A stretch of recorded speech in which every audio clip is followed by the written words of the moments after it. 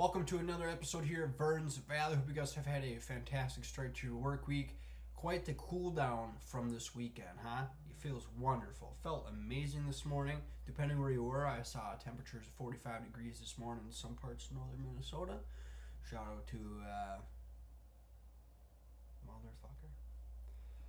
Welcome to another episode here of Verns Valley. Hope you guys have had a fantastic start to your work week. Today is Friday for me. Wonderful, huh? Sure was a warm weekend. Today was quite the cool down. It felt amazing. I don't know about you, but that is all about to change tonight into tomorrow morning. So we have another low pressure system coming in. We have a warm front kind of getting placed over the central part of Minnesota and southern Minnesota. So it's going to bring a lot of rain, guys. Localized amounts from 3 to 5 inches possibly, but right now we'll be using the NAM 3 kilometer to go over for tomorrow's severe weather threat. Now, the HRRR model showing no severe weather threat other than some wind and hail. Maybe a hint of tornadoes, but the NAM 3 kilometer here definitely shows a volatile atmosphere for tomorrow afternoon. So we'll get right to it. We'll be using the composite reflectivity, which is future radar for layman's terms. So we'll just get right into it here. This is for tonight's run, so this is for 6 p.m. It was just issued not that long ago. So this is at midnight tonight. We'll go right into it here. If you guys just want to follow along, 5 a.m. right here, you can see the time slot right where the mouse is. And then obviously just follow it like the future radar. So we already have some spotty showers just north of Mankato by Nicollet, New Ulm, and then over here by like Waterville, Eagle Lake, over there. Well, not necessarily Eagle Lake, but Madison Lake. That's where I was going with that. So that's already by 5 a.m., guys.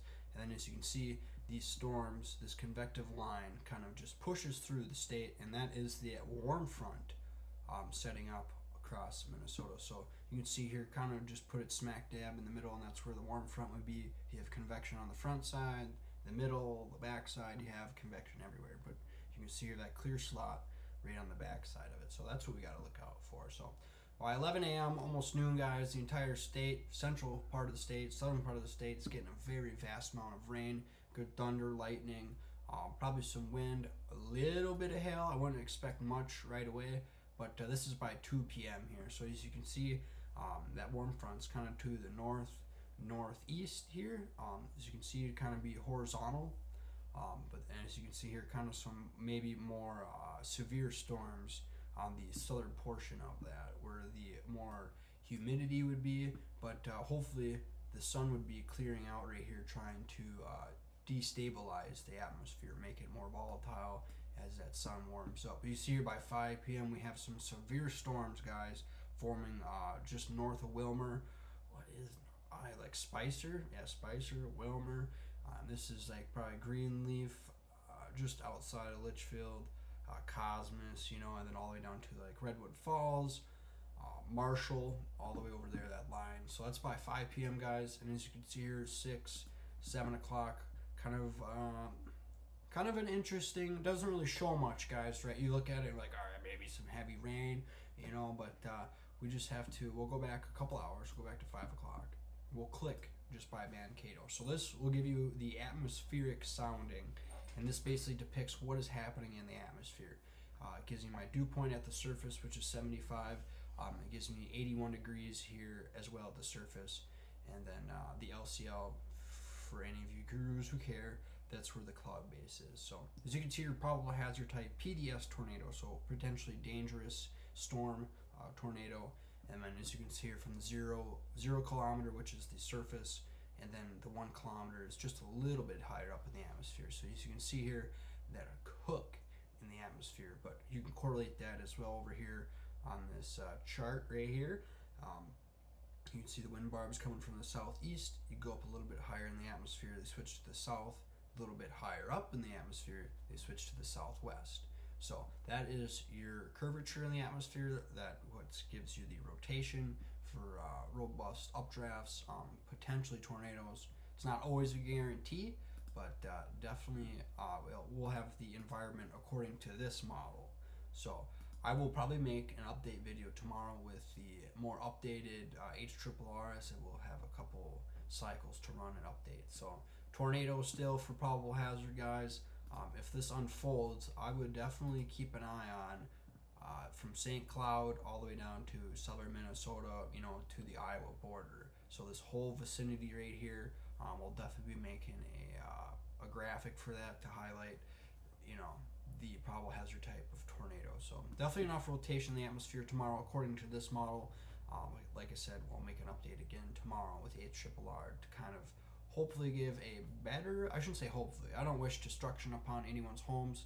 I don't wish any type of things like that. But for me, tornadoes out in the open field, no destruction like it happened last week in Nicollet, I'm fine with that. So, but yeah, we'll just once more, we'll go through that 7, 8 o'clock. This line kind of goes through.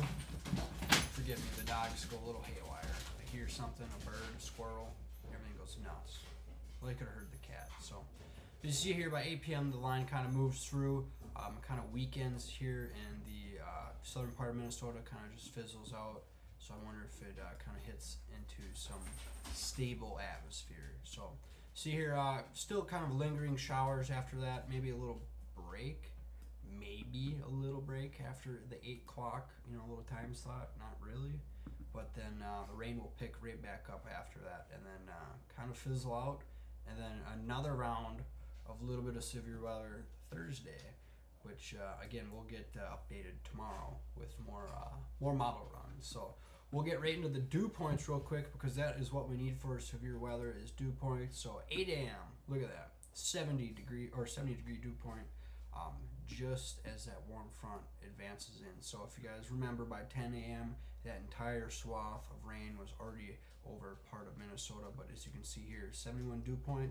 Follow the wind, guys. As soon as you learn how to read the wind, everything will be a lot easier. So southeasterly wind, and as you can see here, it transitions direct easterlies right here. This whole horizontal line right here is pretty much easterly wind. So right where that wind changes, that is where your warm front is placed. So a lot of times how low pressure systems work, you'll get a lot of rain in the morning, it clears out, the sun might or might not come out, and then storms are in the evening. So the old wise tale is thunder or rain at 7, clear by 11, storms by 4, something like that.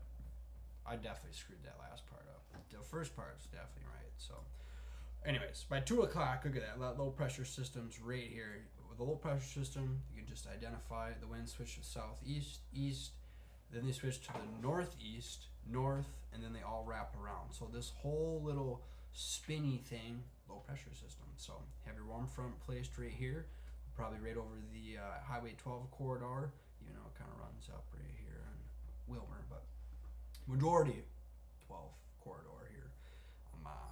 As you can see, that's where that warm front's placed. So 73 dew points, guys. It's going to be a juicy afternoon. We just had a little break today with the humidity, but yeah, look at that. That is why the storms pretty much fizzle out by 8 o'clock, right? Look at that. The dew points drop drastically. Those storms suck a lot of that moisture up. That's why I think this, according to this one, this might be a little bit more of a volatile atmosphere. Because before, storms would fire and it would be like, okay, a little bit of humidity's gone, but it quickly recovers. Now, this one, the storms initiate and the humidity drops like drastically. So you can definitely tell these storms intake a lot of that humidity. Look at that. But as you can see, that low pressure system kind of just spins right across central Minnesota as it kind of just fizzles out.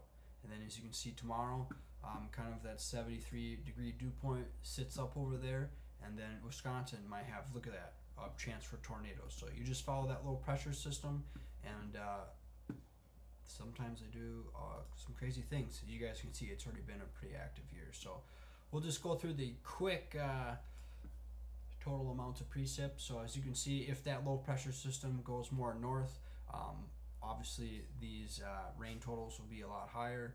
Look at that, 5.5 inches for Glencoe area, McLeod County, Hutch, that area.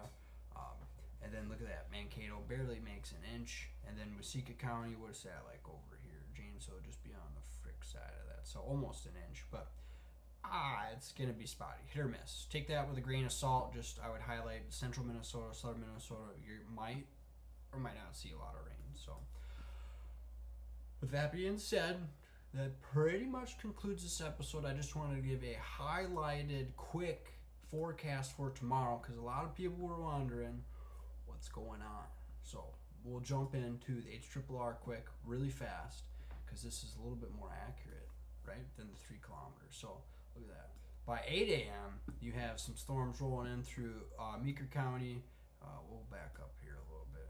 Maybe by 6 a.m., as you can see, maybe some blobs. So that might not happen. Take it with a grain of salt. But as you can see, by 10 a.m., majority of the state sees a lot of this convective thunderstorms, this warm front coming in.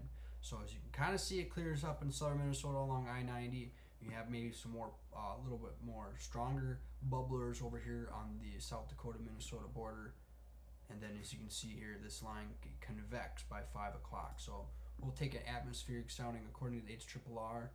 Marginal tornado. There's not really as much curvature in the atmosphere from the 0 to 1. I mean, there is from 0 to 1, I should say, but from like the 1 to everything else, it's just straight winds. So how I see this threat tomorrow could unfold is just being a straight line wind event with some hail, maybe a tornado according to the HRRR, but again, we'll do an update tomorrow as the HRRR pumps out another round. So according to this, by 4 o'clock, maybe some of the most stronger storms, 3 o'clock, start to initiate, and then they move through southern Minnesota by 5 o'clock, 6 o'clock, and then by 9, they're just all out of here. And then the rain will pick up again kind of overnight and then be spotty all day Thursday as well. And then we'll just do the quick precip total according to the HRRR for the next, 48 hours, 2 days. 2.5 inches, almost 3 inches in Mankato. You can see here that little potent cell right here kind of just dumps a lot. So 2.5 inches almost along the Highway 14 corridor. And then as you can see here, pretty much spotty up to 4.5 inches. Just basically a wet system coming through the next couple days, guys. So I appreciate you watching. Please like, subscribe. Please get me to 100 subscribers, hopefully soon, so I can start going live on YouTube on my storm chases. So appreciate you guys. Like I said, do an update tomorrow morning, and have a good rest of your night. And we'll see you here again at Verns Valley.